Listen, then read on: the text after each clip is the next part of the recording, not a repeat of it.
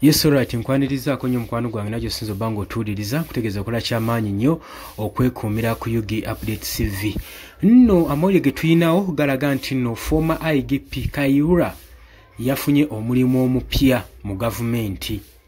Jukira nti n'ebiseera biri emabega nze mbalaga General Kale Kayihura ono ng'agenda maaso n'okulaajanira gavumenti ng'agamba ye ali wiringi okukola omulimu gwonna gwe banaabamuwadde oba gwaki naye ng'ayagala kuddamu kukola. Jukira nti nno Kale Kayihura yawummuzibwa oluvannyuma lw'okuba nga alumirizibwa okwetaba mu mivuyo saako n'okutuntuza bannayuganda era yagenda ne bamusindika e Luzira gye yamalayo emyaka gye nga gijo n'oluvannyuma n'atwalibwa ku retirement General Kale Kayihura n'okutuuka kati abadde takyakola tabadde mukozi wa gavumenti naye wabula bwe yali nga ayogerako ne interview nga bamukolako interview yagenda n'agamba nti naali wiringi okukola omulimu gwonna gwe banaabamuwadde General Kale Kayihura era ng'agamba ebyo byonna bye bamusibako matugambuzi muli isango okubaga nti nno yeenyigira mu kidnapping saako ne mu human rights violence mu ggwanga lya Uganda era nga amawanga ageebunaayira omuli America omuli US UK bagenda maaso n'omulumiriza okwetaba mu kuvvoola eddembe ly'obuntu saako n'obuli bw'enguzi.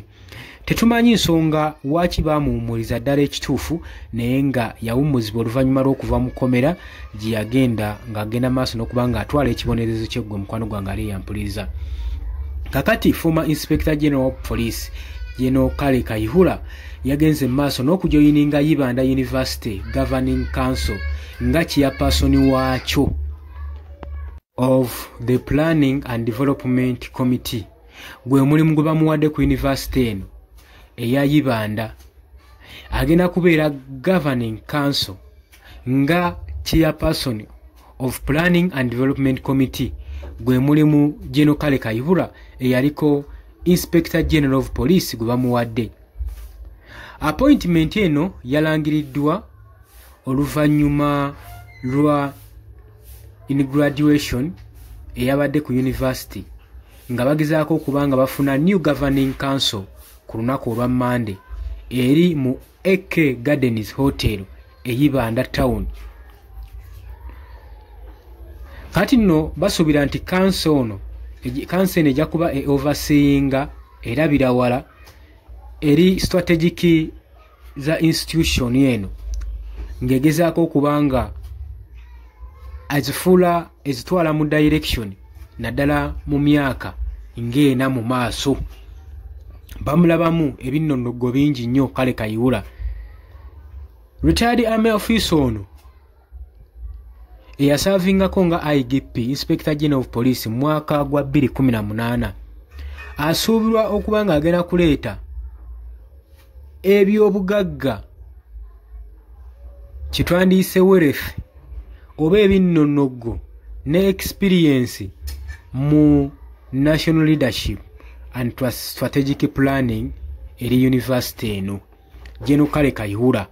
Jukira nti nno luli yavaayo ng'agamba ayagala gavumenti emuwa omulimu gwonna gwe banaabamuwadde ye mwetegefu okukola era akyayagala okuba nga asaavinga gavumenti ye. Okusinziira ku Lawrence mu Kyunguzi University Public Relations Officer agamba expert ye esuubirwa okuba nga ejja kuzannya omulimu gw'amaanyi nnyo ku university mu physical saako ne academic development. General Kale Kayihura background ye nga national leadership, security saako ne strategic planning.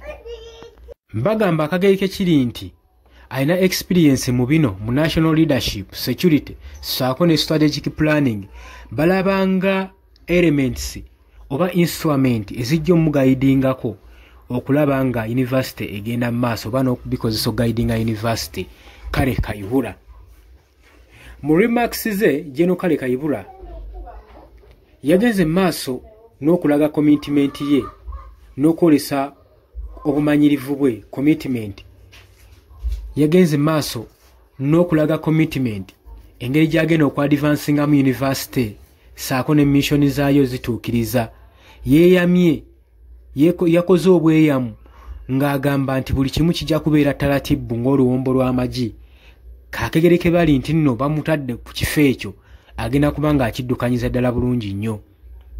Agamba nti n'ekitiibwa kingi nnyo okusaavinga mu capacity ey'okuba ng'agenda contributinga mu nkulaakulana ya institute eya university ey'Ibanda mu academics excellence saako ne mu community transformation. Government Council ejja kuba ng'ekulirwa Dr. Kirimetia Murembe. Ono eyaddamu okulondebwa ng'azi chairperson ku kisanja ekirala. Dr. Murembe agenda mu maaso n'okuba ng'azimba ku musingi gwa university asobole okuba nga efuna progress. Naye jjukira nti nno Kayihura ebbanga lyonna lyabadde ng'ali mu retirement yali yagaanibwa okuddizibwa ku mulimu gwonna mu gavumenti. Lwaki? Olw'empisa n'ebikolwa bye n'ekigendero ekyokwagala okuwamba gavumenti saako n'okutuntuza bannayuganda nga bagenda maaso n'okuwamba boda mu kibuga omwaka ogwo ng'akyali IGP, Inspector General of Police. Tubijjukira bulungi nnyo. Jjukira mu biseera bya boda 2010 omwali munywanyi w'enfaafa ekitatta naye yakwatibwa n'asibibwa. Bangi aba boda abataalutonda obulamu bwabwe obwagenda saako ne boda zaabwe okuwambibwa mu lujiimu ya Jeno Kale Kayihura. So likodi ye si nnungi kiri awo, era okugamba nti nno ye communities okuba nga university egenda maaso n'okuba nga ekulaakulanyizibwa kijja kubeera nga kwewaayo bwewi, determination na desire okujjako bye biyinza okuba nga bikolebwawo. Newankubadde bamuwadde omulimu ogwo, tetumanyi oba just a warm up oba ddala kituufu omulimu gwe bamuwadde agweyagaliddemu oba agusanyukidde oba nga sigwa badde asuubira okuba ng'afuna. Oba oli awo tetumanyi nti nno just bamuwoomenga asobole okuba ng'akomezebwawo mu security agencies, asobole okuba ng'asaavingira ddala mu kintu ky'alinamu experience, oba oli awo kyamanyidde ddala okulaba nga asaavinga eggwanga. Kakati nno newankubadde ebyo bikyali awo, tulabye ba government officers bangi abawummuziddwa, newankubadde bangi abakyali mu ofiisi nga bakaddiye nga bakyagaanidde okuta entebe y'obukulembeze, okulekera emigigi emito okujja okutwala offices mu maaso. Bino tubirabye nnyo mu gavumenti ya Mwami Yoweri Kaguta Museveni, era tetumanyi kino ddi we kinaakyuka. Gwali yampuliriza naye ng'oli ku Yugi Update TV kw'osinza oba ng'otuwuliriza, gwagala otweyungako kirya wansi waliwo ekigambo subscribe kikoneko obeere nga otweyunga ku mbagaliza olunaku olulungi. Mwera.